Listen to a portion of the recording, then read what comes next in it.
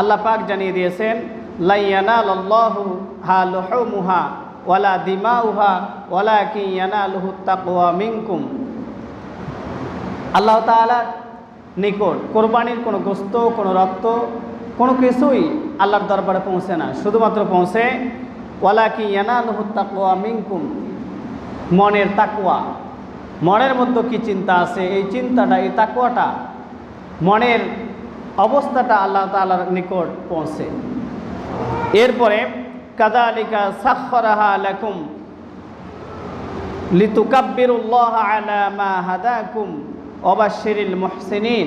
আল্লাহ পাক জানিয়ে দিলেন যাতে করে এই যে পশুগুলো তোমাদের যে অধীন করে দেওয়া হয়েছে, তোমাদের অধীনস্থ, তোমাদের আনুগত্য শিকারের জন্য বশীভূত করে দেওয়া হয়েছে, যাতে করে তোমরা লিতুকাব্বিরুল্লাহ, আল্লাহ তাআলা তাকবীর, বরত্ব, মহত্ব, শ্রেষ্ঠত্ব বর্ণনা করতে পারো, ঘোষণা করতে পারো, এবং তোমরা এই হজে তোমরা আমার ঘরকে জিয়ারত করার উদ্দেশ্যে আসতে পারো।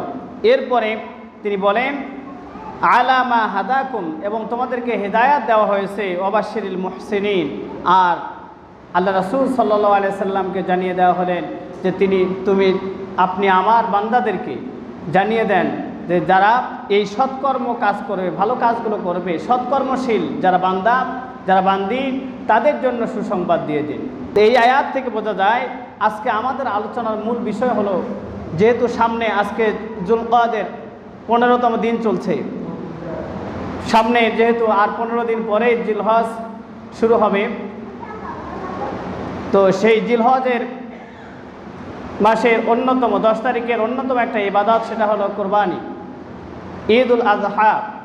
তো আমরা এই কোরবানি যেহেতু সামনে আসতেছে, আমরা এই কোরবানির প্রস্তুতি নিয়ে এই আয়াতটা, আমি যে আয়াতটি তেলাওয়াত করেছি, এই আয়াতের মূল বক্তব্য, সারসংক্ষেপ কথা হলো কোরবানির প্রস্তুতি।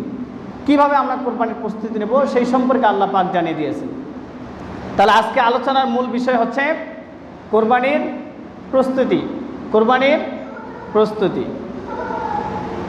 সম্মানিত ভাইয়েরা আমার, তো আমরা শুরুতেই আসি, এই কোরবানি শব্দটি দুই দিক থেকেই ব্যবহার হয়। একটি হলো কোরবান শব্দটি উর্দুতেও ব্যবহার হয়, যার অর্থ আসে ত্যাগ করা, কষ্ট স্বীকার করা, অন্যের জন্য, অপরের জন্য ত্যাগ স্বীকার করা। তাহলে কোরবান শব্দটি যখন উর্দুতে ব্যবহার হবে তখন তার অর্থ হবে ত্যাগ করা, কষ্ট স্বীকার করা, অন্যের জন্য স্যাক্রিফাইস করা। আবার এই কোরবান শব্দটি আল্লাহ পাক কোরআনে কয়েক জায়গায় ব্যবহার করেছেন। আপনি যদি আরবি ভাষায়, তখন আরবির দিক থেকে যদি কোরবান শব্দটি আরবির অর্থ ধরেন, যখন আরবিতে ব্যবহার হবে তখন তার অর্থ হবে সন্তুষ্টি অর্জন করা, নৈকট্য লাভ করা। কিসের নৈকট্য?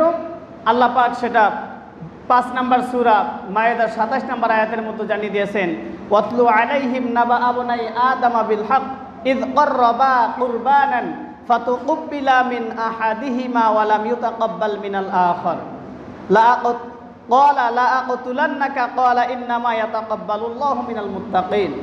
আল্লাহ পাক জানিয়ে দিলেন যে আমার হাবিব, যে আমার বান্দাবান্দীদের সামনে ওয়াতলু বর্ণনা করো, আলাইহিম তাদের নিকট, নাবা আবনাই আদামা বিল হক আপনার নিকট আদম আলাইহিস সালামের 2 পুত্রের যে ঘটনা, যে ইতিহাস আপনাকে জানিয়ে দেওয়া হয়েছে, আপনার নিকট বর্ণনা করা হয়েছে, সেটা আমার বান্দাবান্দীদের সামনে উপস্থাপন করুন, সত্য সহকারে বর্ণনা করুন। ইয ক্বাররাবা কুরবানান ফাতুকুব্বিলা মিন আহাদিহিমা ওয়া লাম ইউতাকাব্বাল মিনাল আখার।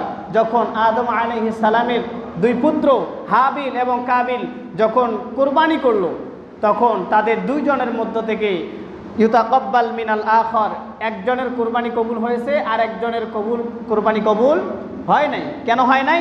আল্লাহ পাক জানিয়ে দিলেন, ক্বালা লা আকতুলান্নাকা ক্বালা ইন্নামা ইয়াতাকাব্বালুল্লাহু মিনাল মুত্তাকিন। আল্লাহ পাক শুধুমাত্র কেবলমাত্র তাদেরই কুরবানি কবুল করেন, তাদের ত্যাগ, তাদের স্যাক্রিফাইসকে কবুল করেন যারা মুত্তাকি, যারা আল্লাহ ভীতি দ্বারা অর্জন করে, যারা তাকওয়া পরহেজগারিতা অর্জন করে, তাদেরই শুধু আল্লাহ পাক কুরবানি কবুল করেন। সুবহানাল্লাহ। তাহলে আমরা এই আয়াত থেকে আমরা বুঝতেছি যে কুরবান মানে ওই 2 পুত্রের মধ্যে, আদম আলাইহিস সালামের 2 পুত্রের মধ্যে একজন আল্লাহ তাআলা কি করতে? নিকটবর্তী, আল্লাহ তাআলা নৈকট্য সন্তুষ্টি লাভ করার আশায় কোরবানি করেছে, আরেকজন কিন্তু সেটা করে নাই, কিন্তু যিনি করেছেন তার কোরবানিটা আল্লাহ পাক কবুল করেছেন। এটা গেল কোরবান শব্দটি যখন আরবিতে ব্যবহার হবে, আরবির দিক থেকে যখন আসবে তখন অর্থ হবে নাম্বার 1, 1 নাম্বার অর্থ হলো নৈকট্য অর্জন করা। এরপরে 2 নাম্বার অর্থ হলো কাছে আসা, নিকটবর্তী হওয়া। এরপর 3 নাম্বার অর্থ হবে পূর্ণ সওয়াব অর্জন করা। কি সওয়াব? পূর্ণ সওয়াব অর্থে এই একটি টিস্যু বক্স আনার ব্যবস্থা, দোকান খোলা আছে, একজনকে পাঠাতে, রাসেলকে পাঠাতে হবে।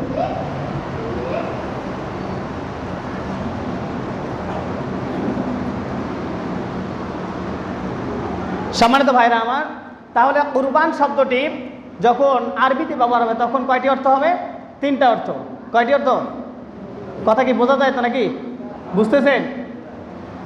3টা অর্থ। তার 1 নাম্বার হলো নৈকট্য, আল্লাহ তাআলার সন্তুষ্টি, আল্লাহ তাআলার প্রিয় হওয়া। এরপর 2 নাম্বারটা হলো কাছে আসা, তার মানে আল্লাহ তাআলার নিকটবর্তী হওয়া এই কোরবানির মাধ্যমে। 3 নাম্বারটা হলো সওয়াব, পরিপূর্ণ সওয়াবের অংশীদার হওয়া। এখন আপনি যদি এটাকে এক কথায় বলতে চান, কুরবানি এক কথায় কাকে বলে, তাহলে পরিভাষায় যেটা এসেছে, কিতাবের বর্ণনায় এসেছে যে হিয়া যাবহু হাইওয়ানিন মাখসুসিন ফি ওয়াকতিন মাখসুসিন বিতরিকিন মাখসুসিন, যে নির্দিষ্ট সময়ে, নির্দিষ্ট পন্থায়, নির্দিষ্ট বস্তুকে জবাই করাকেই কোরবানি বলে। নির্দিষ্ট সময়, কয়টা শর্ত? 3টা। নির্দিষ্ট সময় লাগবে, নির্দিষ্ট পশু লাগবে, নির্দিষ্ট নিয়মে জবাই করতে হবে, একে কি বলে? কোরবানি বলে।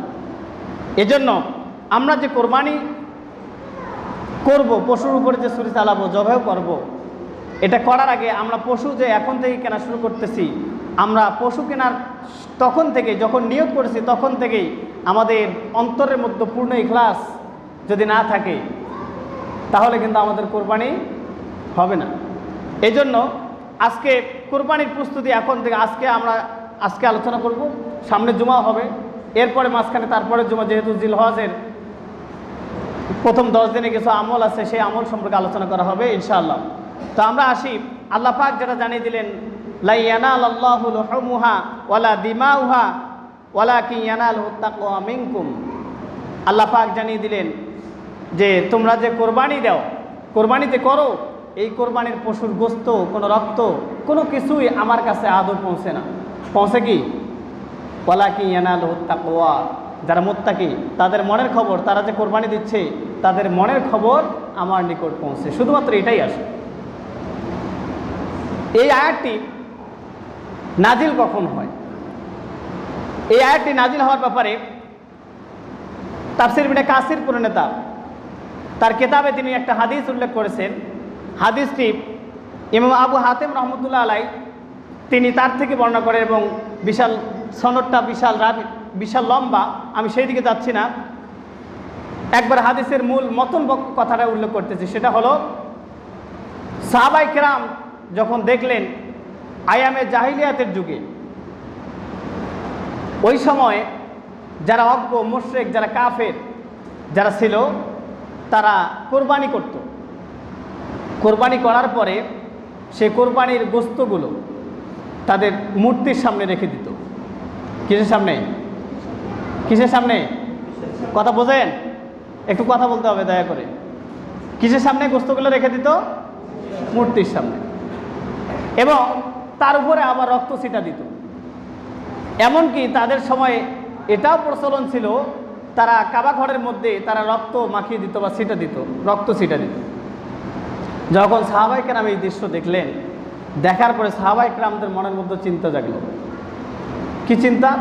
এরপরে সাহাবায়ে কেরাম এই চিন্তার কথা রাসূল সাল্লাল্লাহু আলাইহি সাল্লামকে গিয়ে জিজ্ঞেস করলেন, ইয়া রাসূলুল্লাহ, ইয়া হাবিবাল্লাহ, এই যে তারা যে পশু কোরবানি দিচ্ছে, গোস্তগুলো মূর্তির সামনে রাখতেছে, আবার রক্ত ছিটা দিচ্ছে, এমনকি কাবা শরীফের মধ্যে রক্ত মাখামাখি করতেছে, রক্ত ছিটা দিচ্ছে, তো তারা যদি পারে তাহলে আমরা তো তাদের চাইতে অধিক অধিকার রাখি, হক রাখি, দাবিদার রাখি, আমরা তো তাদের চাইতে অধিক দাবিদার কাবা শরীফের মধ্যে রক্ত ছিটানো, রক্ত মাখানো।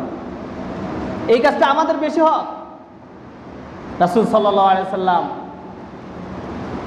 এই কথা শোনার পরে আল্লাহ পাক সাহাবা ইকরামদের মনের এই কথাটার ব্যাপারে সরাসরি আল্লাহ পাক আয়াত নাজিল করেন। ওই সময় কি আয়াত? সূরা হজ। সেই হজের 37 নম্বর আয়াতটি আল্লাহ পাক ওই সময় রাসূল সাল্লাল্লাহু আলাইহি সাল্লামের উপর ওহী করে নাজিল করে দেন। সুবহানাল্লাহ। কি বলেন? আল্লাহ পাক জানিয়ে দিলেন, লা ইয়ানালাল্লাহু লুহুমুহা ওয়ালা দিমাউহা ওয়ালাকিন ইয়ানালুহুত তাকওয়া মিনকুম। আল্লাহু আকবার। আল্লাহ পাক জানিয়ে দিলেন, লা ইয়ানালাল্লাহু লুহুমুহা, তোমরা যে কোরবানি করো, পশু জবাই করো, এই পশুর গোশত, রক্ত, দিমাউহা, তার রক্ত, এগুলো আমার কাছে আদৌ পৌঁছে না, এগুলো আমার নিকট আসে না। আসে শুধুমাত্র ওয়ালাকিন ইয়ানালুহুত তাকওয়া মিনকুম, তোমরা যে যতটুকু তাকওয়া অবলম্বন করো, আমাকে যে তাও যতটুকু ভয় করো, তোমাদের মনের খবরটাই শুধুমাত্র আমার নিকট পৌঁছে, অন্য কোনো কিছুই আমার নিকট পৌঁছে না। তার মানে আল্লাহ পাক জানিয়ে দিলেন যে তোমরা যে গোশত আমার সামনে পেশ করতেছো, এই গোশত আমার কোনো প্রয়োজন নেই, এই গোশতর আমাদের দরকার নেই। তার কারণ আমার ওগুলো কোনো কিছুই লাগে না, আমার শুধুমাত্র প্রয়োজন তোমাদের মনের খবরটা। তার কারণ আল্লাহ কি ফকির? বলেন, আল্লাহ কি ফকির? নাউজুবিল্লাহ। আল্লাহ কি ধনী? আমরাই তো ফকির। যেটা আল্লাহ পাক জানিয়ে দিয়েছেন 47 নম্বর সূরা মুহাম্মাদের 38 নম্বর আয়াতে আল্লাহ পাক জানিয়ে দিলেন, আল্লাহু গনিয়্যুন ওয়া আনতুম ফুকারা। আল্লাহু আকবার। আল্লাহ পাক জানিয়ে দিলেন, আমি তো ধনী, আল্লাহু গনিয়্যুন, আমি ধনী, ওয়া আনতুম ফুকারা, ওয়া আনতুমুল ফুকারা, তোমরা সকলেই করি। তাহলে আমরা যে গোশত পেশ করি, রক্ত পেশ করি, যা কিছুই করি না কেন, এই যে টাকা পয়সা খরচ করি, এগুলোর কোনো আল্লাহ তাআলার কাছে পৌঁছে না। পৌঁছে কি? তাকওয়া। কি পৌঁছে? তাকওয়া। আল্লাহ ভীতি পৌঁছে। এর জবাবে আল্লাহ পাক 2 নম্বর সূরা বাকারার 263 নম্বর আয়াতের মধ্যে জানিয়ে দিলেন, ওয়াল্লাহু গনিয়্যুন হালিম। আল্লাহু আকবার।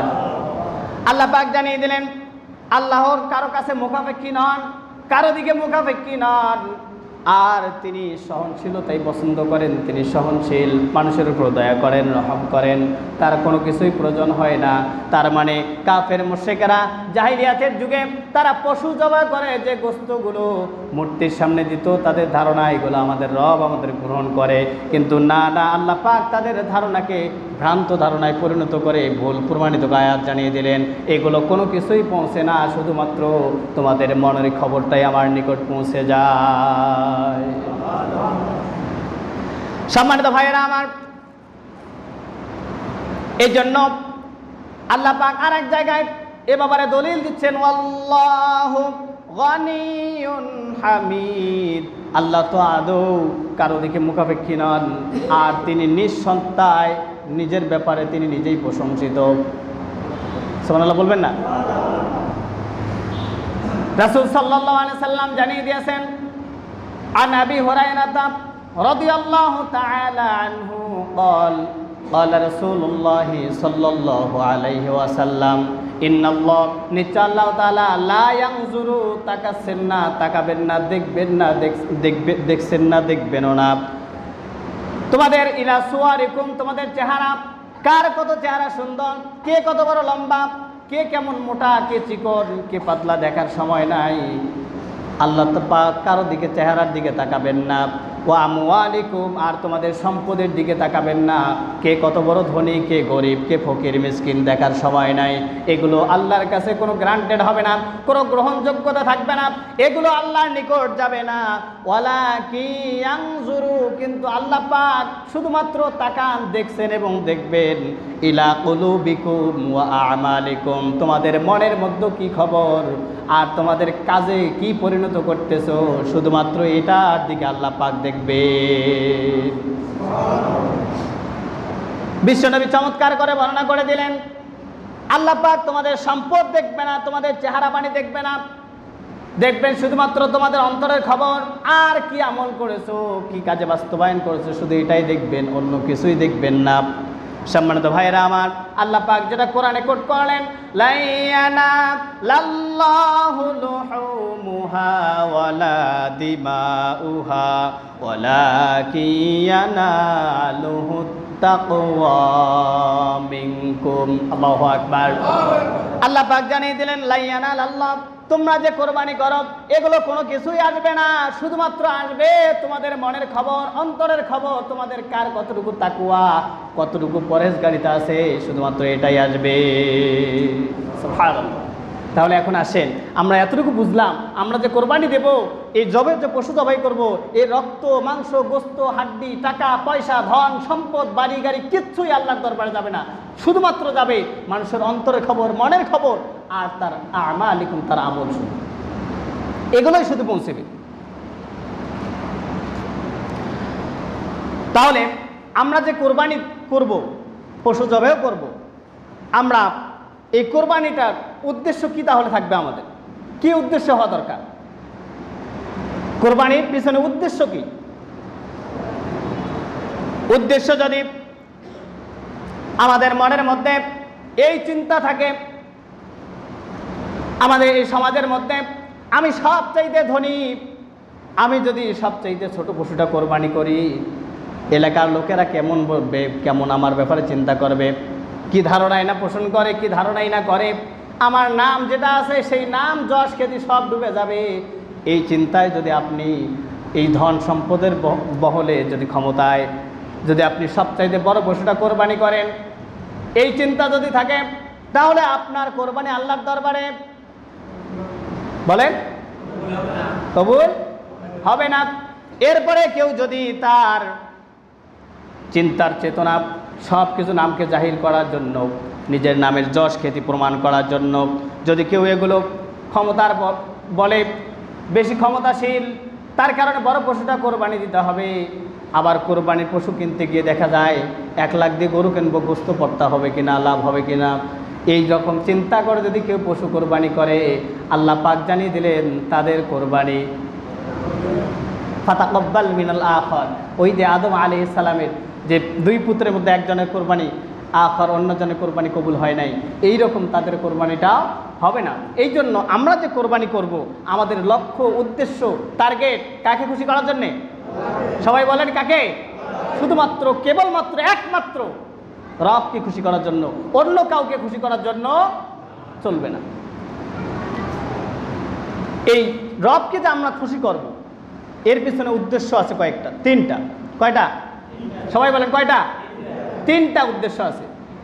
এক, কারণ কি আমরা যে উদ্দেশ্য একমাত্র রবকে খুশি করার জন্য কোরবানি করব, তার 1 নাম্বার কারণটা হলো, কোরবানি করার মাধ্যমে আমরা এটা প্রমাণ করব যে আল্লাহ পাকের একত্ব, শ্রেষ্ঠত্ব স্বীকার করা, শুধুমাত্র কেবলমাত্র তারই আইন চলবে, তার হুকুম মতো আমরা চলবো, অন্য কারো হুকুমে, অন্য কারো গোলামিতে আমরা লিপ্ত থাকব না। তাহলে আমরা এই পশু জবাই করার মাধ্যমে আমরা কি প্রমাণ করব? শুধুমাত্র কেবলমাত্র কার হুকুম চলবে? আল্লাহ তাআলা শ্রেষ্ঠত্ব, বরত্ব, মহত্ব সব কিছু, তার সব কিছু মেনে নেওয়া, এটাই হলো 1 নাম্বার উদ্দেশ্য। এটার ব্যাপারে আল্লাহ পাক কোরআনে, আমি যেটা স্টাডি করতে গিয়ে, গবেষণা করতে গিয়ে পেয়েছি, প্রায় 50টারও অধিক আয়াত এ ব্যাপারে আল্লাহ পাক কোরআনে দিয়েছেন। সুবহানাল্লাহ। তার মধ্যে সর্বশ্রেষ্ঠ একটা আয়াত, যেটা আমরা প্রত্যেক ফরজ নামাজের পরে পাঠ করি, কি নাম? আয়াতটার নাম কি? সবাই জানেন না মনে হয়? তার মানে যারা পড়ে আর যারা নামাজ পড়ে তারাই শুধু জানে, বাকিগুলো জানেও না। তার প্রমাণ এটাই যে সাউন্ড বোঝা যাচ্ছে যে যারা পড়ে না তারা জানেও না। আর পড়বে কেমন করে? নামাজ পড়লেন একটা চিন্তা থাকলো যে ফরজ নামাজের পরে কি যে মুসল্লিরা পড়ে, ডানে বামে পড়ে, একটু খেয়াল করা যাইতো, শোনাও যাইতো। তাহলে সবচাইতে আল্লাহ তাআলার একত্ব, তাওহীদের ব্যাপারে প্রসিদ্ধ এবং সবচাইতে শ্রেষ্ঠ আয়াত, আয়াতটার নাম কি? আয়াতুল কুরসি। কোন সূরার আয়াত? সূরাতুল বাকারা। কত নম্বর আয়াত? 255। এটার ফজিলত, বিশাল ফজিলত আছে, ব্যাপক গুরুত্ব আছে। আমি সেদিকে যাচ্ছি না, আমার আলোচনা যেহেতু ধরুন আরেক দিকে যাচ্ছে, আমি ওই দিকে যাচ্ছি না। তাহলে এ ব্যাপারে অসংখ্য আয়াত আছে, যার বাস্তব প্রমাণ দেখেন। একমাত্র হুকুম কোরবানি করার মাধ্যমে যে প্রমাণ আমরা করব, একমাত্র হুকুম, একমাত্র গোলামি, দাসত্ব আমরা আল্লাহ তাআলার করব, যার বাস্তব প্রমাণ আমরা যেটা কোরআনের ইতিহাস, কোরআন থেকে ইতিহাস, আয়াত টু আয়াত যেটা তাফসীর অনেকের মুখে শুনেছি, আমিও করছিলাম গত বছরে। আজকে আর ওই বিষয় নিয়ে যাচ্ছি না, সরাসরি আমি মূল কথাটা উল্লেখ করতেছি। আল্লাহ তাআলার খলিলুল্লাহ উপাধি একজন ছিল, কোন নবীর নাম? মাশাআল্লাহ, হযরতে ইব্রাহিম আলাইহিস সালামের উপাধি ছিল খলিলুল্লাহ, আল্লাহ তাআলার খলিল, বন্ধু। তার জীবনীতে দেখেন, আমরা শুধু এই ঘটনাগুলো বললে মানুষের চোখে খালি পানি আসে, কিন্তু মূল শিক্ষাটা কি সেটা তার নিতে চায় না। আল্লাহ তাআলা খলিল হযরত ইব্রাহিম আলাইহিস সালাম, তার যে পুত্র ছিল হযরত ইসমাইল আলাইহিস সালাম, কিতাবের বর্ণনা এসেছে প্রায় 83 বছরের মাথায় পুত্র সন্তান একটা পেয়েছে, আল্লাহ পাক দিয়েছেন। দোয়া করতে করতে রব্বি হাবলি মিনাস সালিহিন, আয় আল্লাহ আমাকে একটা নেককার ধৈর্যশীল একটা সন্তান দাও। যখন আল্লাহ পাক দোয়া কবুল করে একটা সন্তান দিলেন, সন্তানটা যখন ফালাম্মা বালাগা মাআহু আশিদ্দা, যখন হযরত ইব্রাহিম আলাইহিস সালামের সাথে যখন চলাফেরা করার বয়সে যখন উপনীত হলো, তখন আল্লাহ পাক ওহী নাজিল করে দিলেন। কি নাজিল করলেন? দেখেন, এমন একটি ওহী নাজিল করলেন, যদি আমাদের উপর, যদি আল্লাহ মাফ করুক, যদি আসতো এই ওহী, যদি আমাদের নিকট কারো কাছে আসতো, ও ভুল করেও প্রকাশ করতো না। কি ওহী আসছে? হযরতে ইব্রাহিম আলাইহিস সালামকে আল্লাহ পাক সন্তান না দিয়েও যেটা পরীক্ষা করলেন, আবার সন্তান দেওয়ার পরে কঠিন পরীক্ষার মধ্যে ফেলে দিলেন। কি পরীক্ষা নিলেন? আল্লাহ পাক স্বপ্নের মাধ্যমে জানিয়ে দিলেন, ক্বালা ইয়া বুনাইয়া ইন্নী আরা ফিল মানাম আন্নী আযবাহুকা ফানজুর মাযা তারা। আল্লাহু আকবার। আল্লাহ পাক চমৎকার করে জানিয়ে দিলেন, আমি যখন ইব্রাহিমকে স্বপ্নে দেখাইলাম, আদেশ করলাম, কি আদেশ করলাম, সে আদেশটা যখন দেওয়ার পরে ইব্রাহিম আলাইহিস সালাম ইসমাইলকে বলতেছে, ক্বালা, তিনি বলেন, ইব্রাহিম আলাইহিস সালাম বলেন, ইয়া বুনাইয়া, হে আমার প্রিয় বৎস, হে আমার সন্তান, ইন্নী, নিশ্চয়ই, আরা ফিল মানাম, আমি স্বপ্নে দেখলাম, আন্নী আযবাহুকা, আমি তোমাকে জবাই করছি। আল্লাহু আকবার বলেন, আন্নী আযবাহুকা, আমি তোমাকে জবাই করছি। ফানজুর মাযা তারা, এই ব্যাপারে তোমার মত কি, তোমার মতভেদটা কি, এই ব্যাপারে তোমার চিন্তা কি? আমি যে স্বপ্নে দেখলাম আমি তোমাকে জবাই করতেছি, এই ব্যাপারে তোমার মতামত কি, তুমি কি বলো? চিন্তা করেন, হযরত ইব্রাহিম আলাইহিস সালামকে সন্তান না দিয়ে 83 বছর পর্যন্ত পরীক্ষা নিলেন, আবার সন্তান দেওয়ার পরে কঠিন পরীক্ষার মধ্যে ফেলে দিলেন। নিজ সন্তান নিজ হাতে জবাই করতে হবে, কোনো উপায় নাই। চিন্তা করেন, এখানে একটি চিন্তার বিষয়, ফানজুর মাযা তারা, কেন ইব্রাহিম আলাইহিস সালাম বললেন, তোমার চিন্তা কি, তোমার অভিমত কি, তোমার মনের কথাটা কি, আমাকে বলো, একটু চিন্তা করে দেখো, একটু ভাবো তো দেখি। হযরতে ইব্রাহিম আলাইহিস সালামকে যখন আল্লাহ তাআলা ওহী করলেন, তার কারণে নবীদের স্বপ্নটা ওহী হয়ে যায়। এই জন্য ইব্রাহিম আলাইহিস সালামকে যখন আল্লাহ পাক আদেশ করলেন, ইব্রাহিম আলাইহিস সালামকে তো সন্তানকে তো না বলতেও পারতেন, আর সন্তান এই কথার জবাবে যদি লা জবাব দিতেন, আমি পারবো না, হয়তোবা তোমার স্বপ্ন ভুল আছে, তাহলে তারপরও তো আল্লাহ তাআলার এই স্বপ্নটা বাস্তবায়ন করতেন কিনা? যদি ইসমাইল না বলতেন যে আমি জবে হব না, তারপরও কি করতেন? জবে করতেন কিনা বলেন? মানে দ্বিধার মতো পড়ে গেলেন নাকি, যে হুজুর কি কই আর কি জবাব হয়? না বলার পিছনে এবং হ্যাঁ বলার পিছনে এখানে কারণটা কি? কোরআনে আল্লাহ পাক বললেন, ফানজুর মাযা তারা, ইব্রাহিম বললেন, ইসমাইল তোমার মনের খবরটা কি, একটু বলো। এই কথা বলার পিছনে মুফাসসিরিনে কেরামগণ এর উপর ব্যাখ্যায় বলেছেন, আল্লাহ পাকের কাছে যে সন্তান চেয়ে নিয়েছেন, রব্বি হাবলি মিনাস সালিহিন, আয় আল্লাহ আমাকে নেককার একটা ধৈর্যশীল সন্তান দান করো। আর আল্লাহ পাক ওহী নাজিল করলেন, ফাবাশশারনাহু বিগুলামিন হালিম। আল্লাহু আকবার। আল্লাহ পাক সুসংবাদ দিলেন, ফাবাশশারনাহু, আমি তাকে সুসংবাদ দিলাম, বিগুলাম, এমন একটা সন্তান, হালিম, সবচাইতে উত্তম ধৈর্য ধারণকারী সন্তানের একটা সুসংবাদ দিলাম। আল্লাহ পাক তার জবাবে বললেন, আমি যে ইব্রাহিমকে একটা সন্তান দিলাম, সেই সন্তানটা বিগুলামিন হালিম, উত্তম ধৈর্য ধারণকারী। এটা পরীক্ষা করার জন্য হযরত ইব্রাহিম আলাইহিস সালাম আল্লাহ তাআলা এই কথাটাকে প্রমাণ করার জন্য ইসমাইলকে প্রশ্ন করেছে, মাযা তারা, তোমার অভিমত কি? সুবহানাল্লাহ বলবেন না? সম্মানিত ভাইয়েরা আমার, এরপরে দেখেন ইসমাইল আলাইহিস সালামকে যখন জিজ্ঞেস করা হলো তোমার অভিমত কি, হযরত ইসমাইল আলাইহিস সালাম জবাব দিলেন, ক্বালা ইয়া আবাতি ফাআল মা তু'মারু সাতাজিদুনি ইনশাআল্লাহু মিনাস সাবিরিন। আল্লাহু আকবার। আল্লাহ পাক চমৎকার করে বললেন, ওই সময় হযরত ইসমাইল আলাইহিস সালাম জবাব দিল, কি জবাব দিল? ক্বালা ইয়া আবাতি ফাআল, হে আমার পিতা, আবাতি ফাআল, আপনি যা স্বপ্নে দেখেছেন, আপনাকে যা আদেশ করা হয়েছে, আবাতি ফাআল, আপনাকে যা আদিষ্ট করা হয়েছে, আপনি তিফআল তাই করো, সাতাজিদুনি ইনশাআল্লাহ, আর আমাকে আপনি পাবেন ধৈর্যশীলদের অন্তর্ভুক্ত পাবেন, এতে কোনো সমস্যা নাই, মিনাস সাবিরিন, আমি ধৈর্যশীলদের অন্তর্ভুক্ত থাকবো, এটাই প্রমাণিত হবে। যখন তাদের মধ্যে কথা হয়ে গেল, বাপ এবং ছেলের মধ্যে যখন কথোপকথন হয়ে গেল, তারা রাজি হয়ে গেল, উভয়জন যখন রাজি হয়ে গেল, তখন তারা কোরবানির দিকে ধাবিত হচ্ছে, প্রস্তুতি কোরবানি করার জন্য ধাবিত হচ্ছে।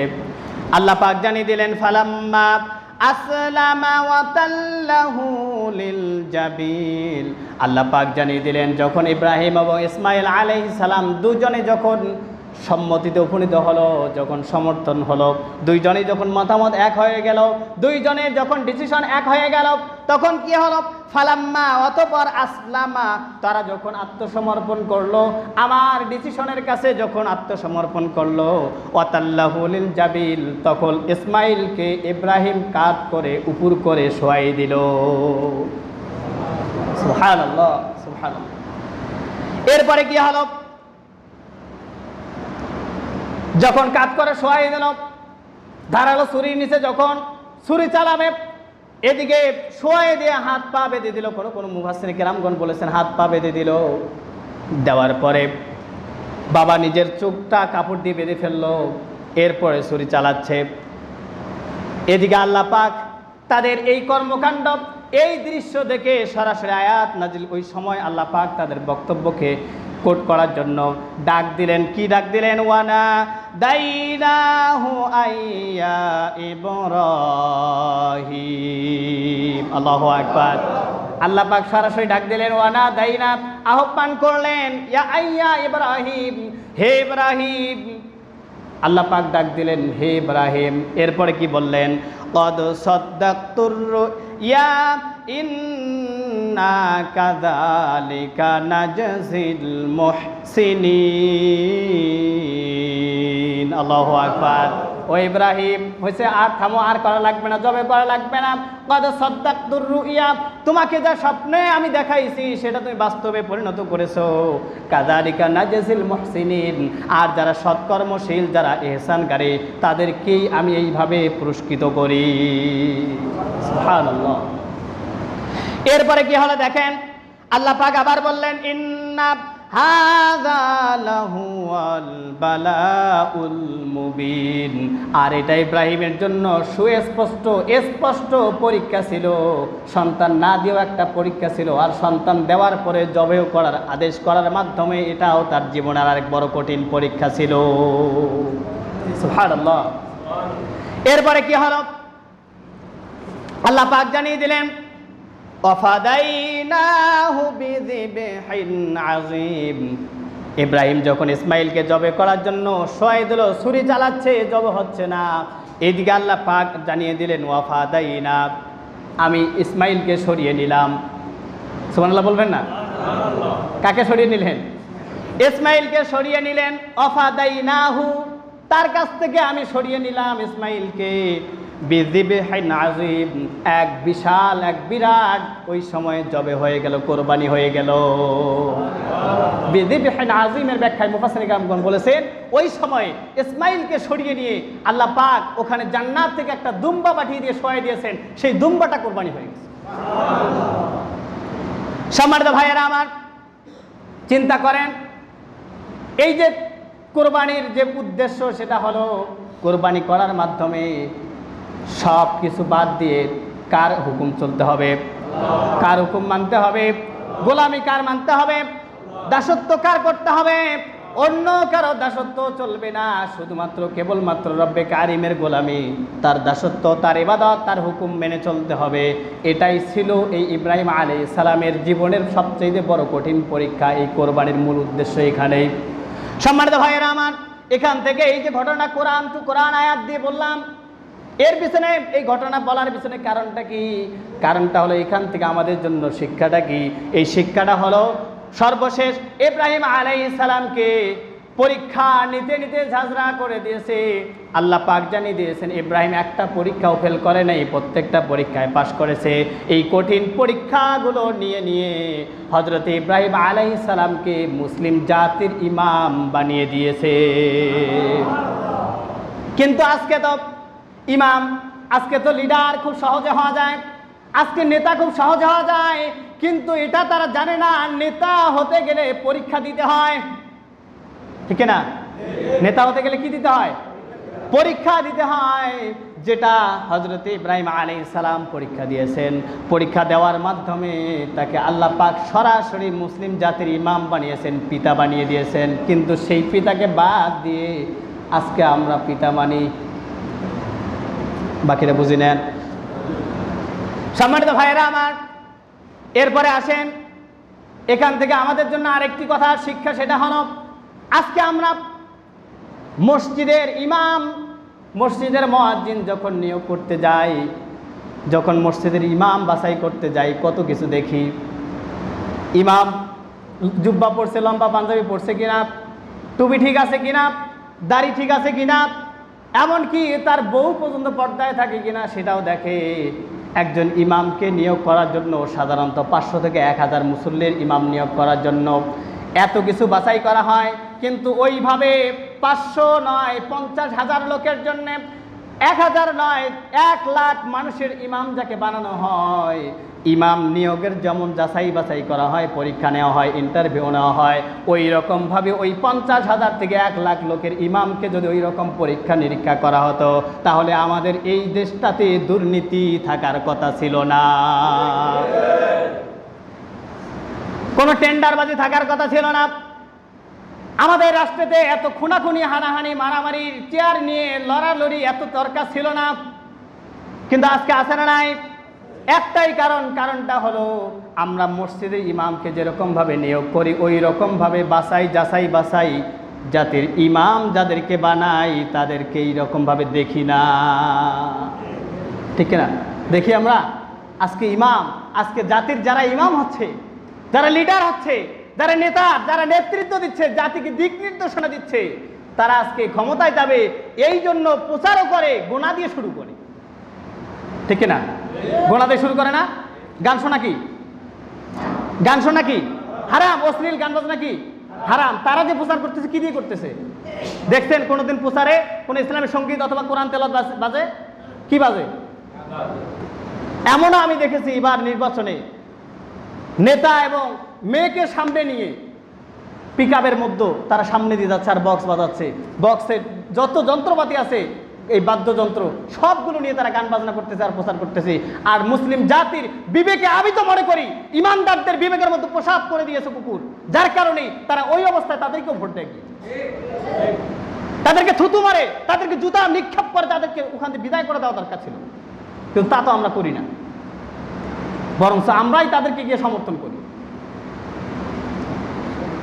সম্মানিত ভাইয়েরা আমার, যার কারণে ইমাম বাছাইয়ের মতো নেতা বাছাই করা হয় না বিধায়, যার কারণে আজকে আমাদের নেতা হয় চোরেরা। ঠিক না? আজকে ডাকাতেরা হয় নেতা, আজকে গায়ক গায়িকা, নায়ক নায়িকারা হয় নেতা। ঠিক না? এরপরে দেখেন যারা মদ খায়, যারা টোকাইগিরি করে, তারাও নেতা হওয়ার জন্য সাজে। ঠিক না? তাহলে চিন্তা করেন আজকে আমাদের বিবেকটা কোথায় গেছে?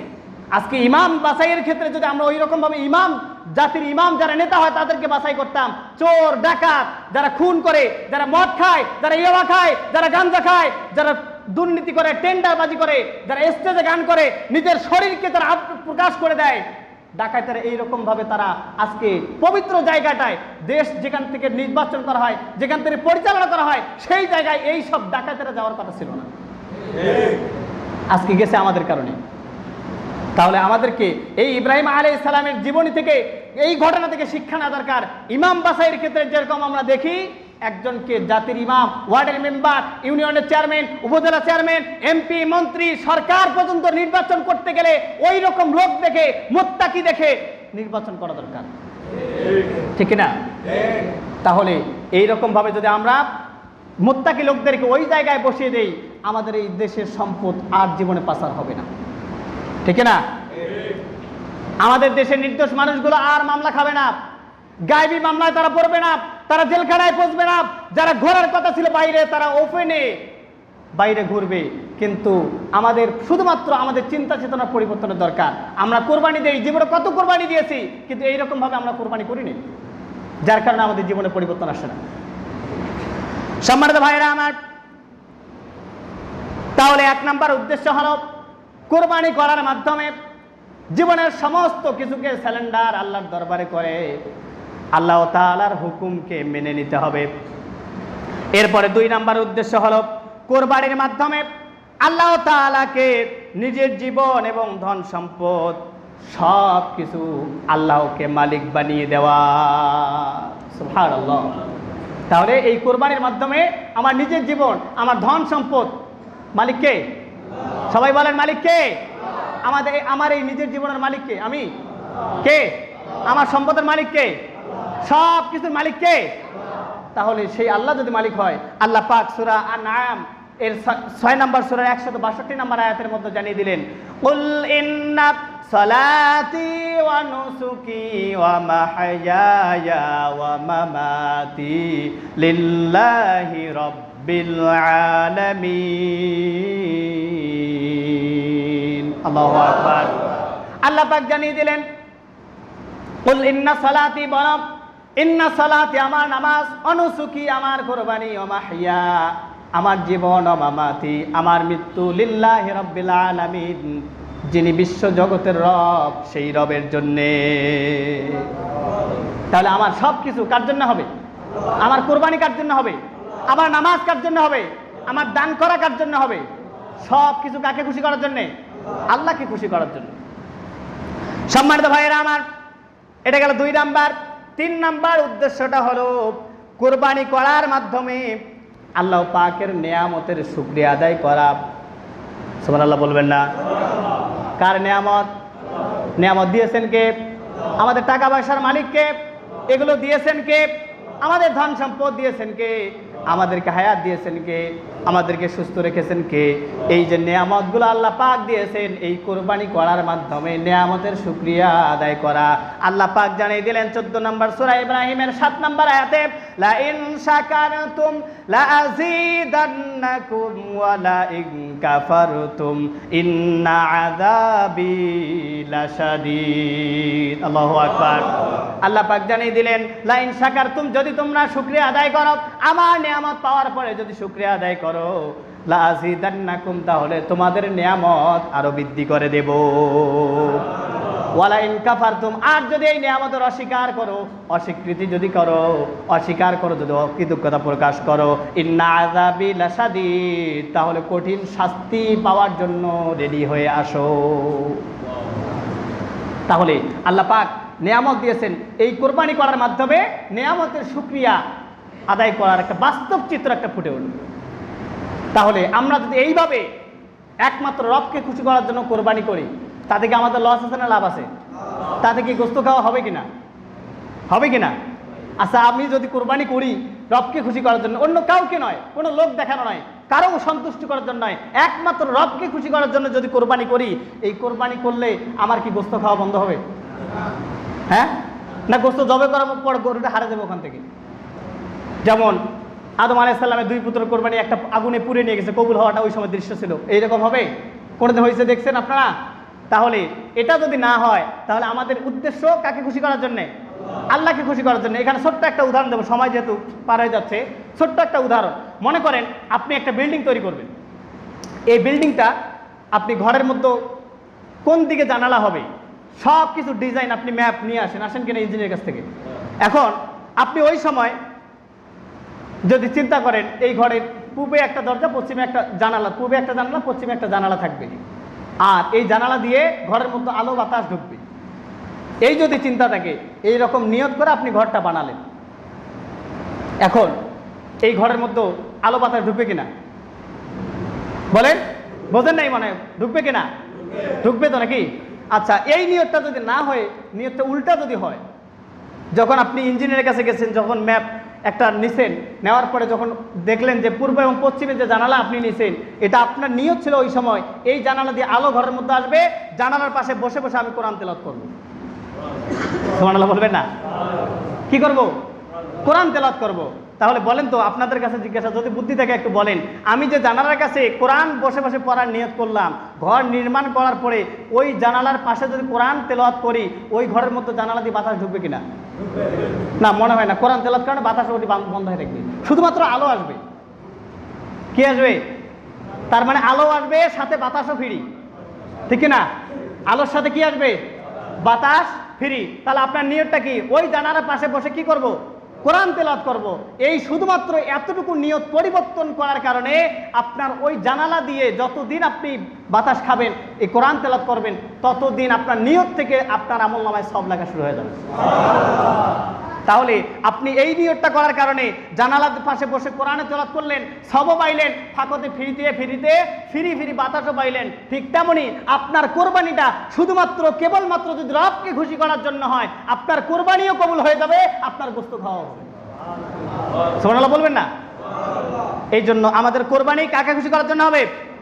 শুধুমাত্র রবকে খুশি করার জন্য।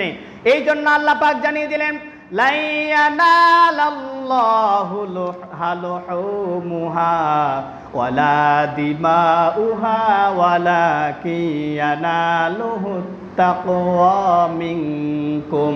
যারা কোরবানি দেয়, কোরবানির গোশত, রক্ত, মাংস কিছুই আমার নিকট আসে না, শুধুমাত্র তাদের মনের খবরটা, অন্তরের খবরটা আমার কাছে পৌঁছে যায়।